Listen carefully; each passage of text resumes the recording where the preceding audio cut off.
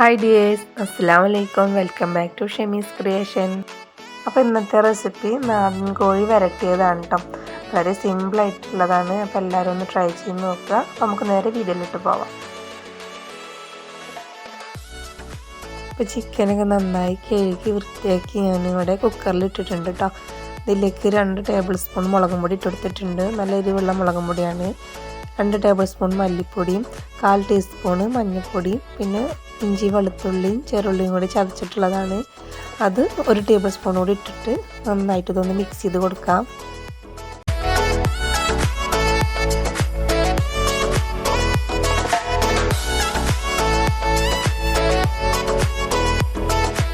ഇതിലേക്ക് ആവശ്യത്തിന് വെള്ളം ഒഴിച്ചിട്ട് ഒരു 4-5 വിസിലോളം അടുപ്പിക്കാം കേട്ടോ. അപ്പോൾ ചില ചിക്കന് നല്ല വേവൊക്കെ ഉണ്ടാവും, അപ്പോൾ അതിനനുസരിച്ച് വേവിച്ചെടുക്കാം. അപ്പോൾ ചിക്കനൊക്കെ വെന്ത് വരുന്ന ടൈം കൊണ്ട് നമുക്ക് ഇതിലേക്കുള്ള മസാല ഒന്ന് റെഡിയാക്കാം. അപ്പോൾ ഞാൻ സ്റ്റൗവിലൊരു പാൻ വെച്ചിട്ടുണ്ട്. ഇതിലേക്ക് കുറച്ച് വെളിച്ചെണ്ണ ഒഴിക്കാം. അതിലേക്ക് കൊണ്ട് 1 ടേബിൾ സ്പൂൺ ഉലുവ ഇട്ട് കൊടുത്തിട്ടുണ്ട്. അപ്പോൾ ഉലുവൊക്കെ മൂപ്പായി വന്നിട്ടുണ്ട്. ഇനി ഇതിലേക്ക് 1 ടേബിൾ സ്പൂൺ വലിയ ജീരകം കൂടി ചേർത്ത് കൊടുക്കാം. പിന്നെ 2 വറ്റൽമുളക് നടുക്ക് കട്ട് ചെയ്തും കൂടി ഇട്ട് കൊടുക്കുന്നുണ്ട് കേട്ടോ. അത് നന്നായിട്ടൊന്ന് വഴറ്റിയെടുക്കാം.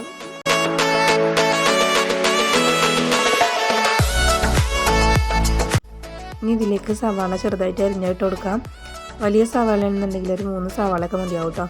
ഞാനിവിടെ ചെറിയ സവാള ആയതുകൊണ്ട് 5 സവാള എടുത്തിട്ടുണ്ട്. സവാളയും കൂടി ഇട്ടുകൊണ്ട് ഇതൊന്ന് മിക്സ് ചെയ്തതിന് ശേഷം ഇതിലേക്ക് കുറച്ച് ഉപ്പ് കൂടി ഇട്ടെടുക്കാം. ഉപ്പും കൂടി ഇട്ട് കൊടുത്താൽ പെട്ടെന്ന് അത് വഴണ്ട് കിട്ടും. അപ്പോൾ ആവശ്യത്തിന് ഉപ്പ് ഇട്ട് കൊടുക്കാം കേട്ടോ.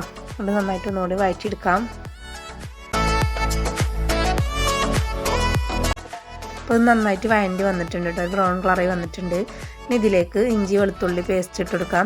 2 ടേബിൾ സ്പൂൺ ഇട്ട് കൊടുത്തിട്ടുണ്ട് കേട്ടോ. അതും കൂടി ഇതിലൊന്ന് മൂപ്പിച്ചിട്ട് ഇതിൻ്റെ പച്ചമണം മാറുന്ന വരെ നമുക്കൊന്ന് വഴറ്റിയെടുക്കാം.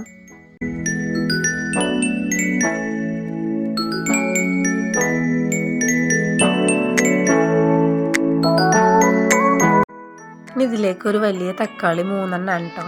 ഇതുപോലെ നീളത്തിൽ കട്ട് ചെയ്തിട്ടുള്ളതാണ്. അതും കൂടി ഇട്ടും കണ്ടൊന്ന് ജസ്റ്റ് ഒന്ന് വഴറ്റിയെടുക്കാം കേട്ടോ.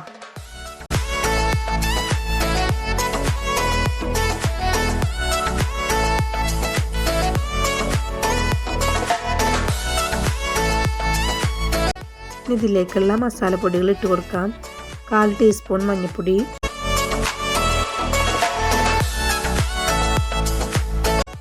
2 ടേബിൾ സ്പൂണ് മല്ലിപ്പൊടിയും കൂടി ഇട്ട് കൊടുക്കാം കേട്ടോ.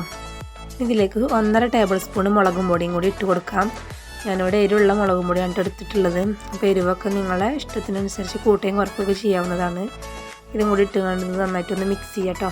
ഇതിൻ്റെ പച്ചമണമൊക്കെ മാറുന്നത് വരെ ഒന്ന് മിക്സ് ചെയ്ത് കൊടുക്കാം.